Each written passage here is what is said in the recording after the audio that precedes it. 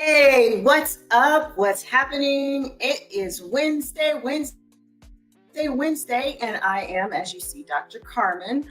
I am a licensed psychologist in the state of Florida, where I treat adults for anxiety, depression, relationship issues, whether that's relationships with themselves or with others, because you all should know we have to be in good relationships with ourselves before we can have healthy relationships with others. You might have heard the saying that hurt people hurt people. So, my mission is to help you heal so that you don't hurt yourself or others. That being said, let's get into today's topic. So, I'm bringing you this message in light of recent events with regards to safety and gun violence. In the past week, it affected me as well. Seeing all the reports of people being shot, doing things that we do every day. I make accidents. I've driven in the wrong driveway. I've also driven in somebody else's driveway to make a U turn. Never would have thought that that could be dangerous for me. And I'm speaking here mostly to the anxiety provoked by these circumstances and feelings of safety, as well as somewhat to a different perspective, that of someone of color, a minority in this same environment. Um, you know, Getting shot, going to the store, or accidentally getting in the wrong car. I have gotten into a car that was the same make and model as mine. It happened to be unlocked. Fortunately, no one was in it. It was several years ago, but I've had that occasion more than once where I go out to the parking lot where I thought my car was, and the car looks exactly like mine, make, model, and color. Get into it, and then I start looking around, and it's like, well, I didn't leave shades on the console in front of the car, or maybe they had something in there like beads or something else hanging from the windshield or the rearview mirror, that I don't put anything on my rearview mirror, and I got out. No harm, no foul. Should not be a dangerous thing, should not cause me to feel like my life could be in danger. But these are the situations that have been happening in the past week or two. Um, Going to the grocery and, going to church. These are things that have happened in the last couple of years. These are places that should be safe. Going to a concert, these are places that should be safe. I shouldn't have to worry about violence or threat of gun violence in those areas. But in this time when the world is opening up and there's some great concerts, Taylor Swift, Beyonce, hopefully Rihanna out there, I want to be able to attend those events and not feel like I am endangering my life. It's bad enough to have to worry about congregating with a lot of people and being afraid of getting the virus out there. But now to add on a layer of it could be unsafe, I could lose my life. And I really, really want to express my empathy, sympathy for all of those people who have been victims of gun violence at school, where you should be safe as well.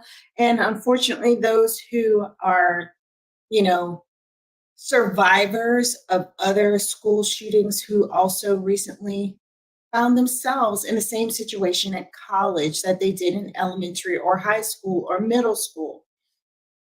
That amps up some of the stress and distress that can be experienced. And it is, let me be clear, a traumatic experience. And at times it can be traumatic to watch these things on the television.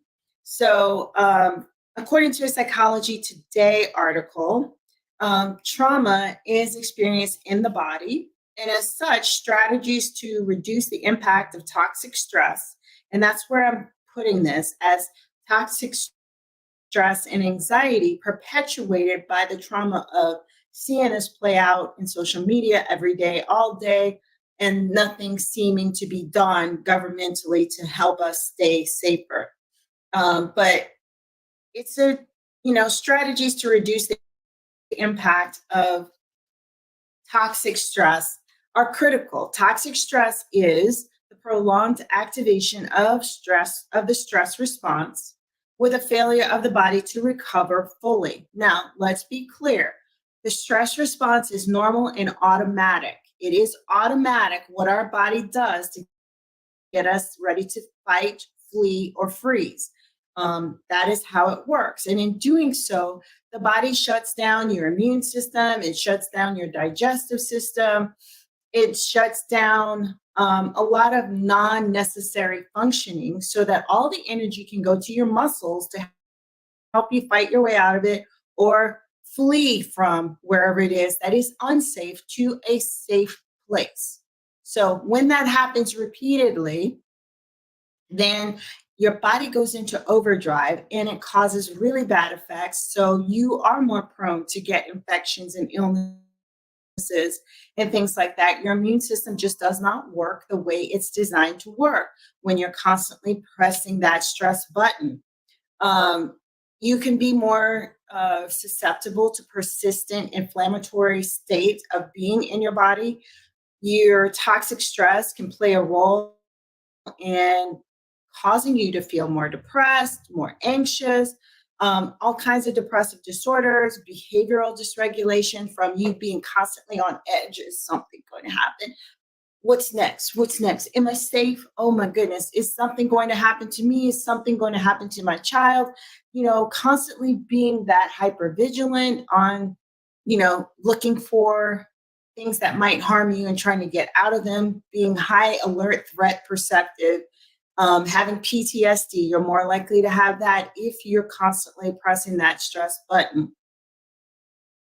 And even including psychosis, which is a state of having difficulty telling the difference between reality and unreality. You have more delusions where your thinking is distorted and not based on real things.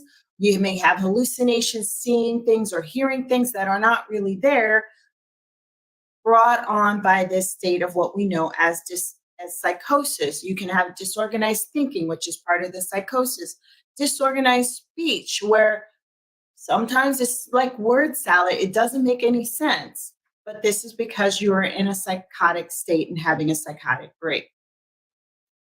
So the cure for that is the relaxation response instead of the stress response. So what makes us relax? Meditation and mindfulness activities, relaxed breathing, and so forth. Now, that means, learning how to breathe deep from your gut, from your diaphragm, and not this short, shallow chest breathing that we normally do when we're upset. And see, I can't even maintain that because it automatically sends a signal to your brain that things are not going well. This is a bad situation, danger, danger, let's get out of here.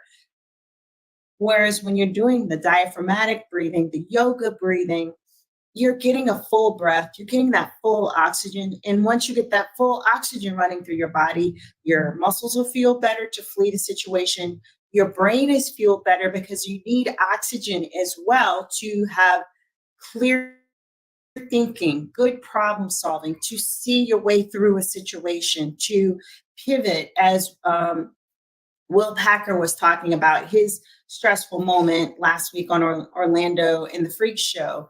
It was his spotlight moment, but the slap happened and that was not planned. There was nothing he could do but think quick on his feet to make it not cause the rest of the show to go down the tubes. But that's another broadcast, maybe not even for On the Couch with Dr. Carmen. Here's what the American Psychological Association says about managing your distress in the aftermath of a shooting. And I would extend that to in the aftermath of repeated media exposure, hearing about these mass shootings. You need to do some of these things to take care of yourself. Make sure that you have the caring support of your family and friends. That can help lessen the emotional toll. That's why I took a time out this past weekend and kind of an extended weekend to get with family and friends who who care about me to do things that make me feel happy, joyful, peaceful. Um, so make sure you do that to reinforce to yourself that life is good, that you are safe, that your loved ones are safe, and that, the world is not coming to an end. Because if you watch the news, and that's the main marketing factor for news, they have to drive the fear to keep the eyes on the screen so that the advertisers will pay for the clicks. Again, basically, it's pay for clicks. Before we had social media, this was the game in TV and broadcasting, pay for clicks. In this case, the advertisers pay sometimes millions of dollars on Super Bowl, but on a daily basis, these advertisers are paying top dollar to these news programs and other programs to keep eyeballs on the screen so they can present their things to you and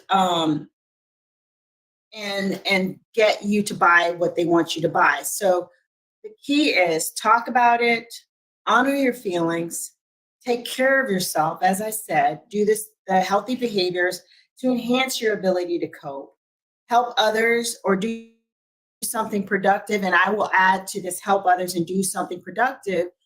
Maybe you need to do some advocacy and activism to get things done. Like these kids are going to Congress, they're going to their state representatives and meeting with them and protesting peacefully about what they want to help them feel more safe in school. So I think I got all of it. Strive for balance. Don't forget that.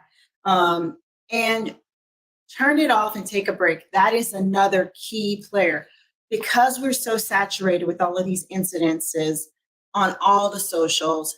Take a break from it. I had to take a break because it was just too much. So by doing things and getting out, that helped me take a break. I did not pick up the news feed on my phone, etc. But let's get into it a little bit more after this broadcast is ended. Join me to talk about it after this completes, and I'll get into a little bit more about the tips from the American Psychological Association to manage yourself in times such as these.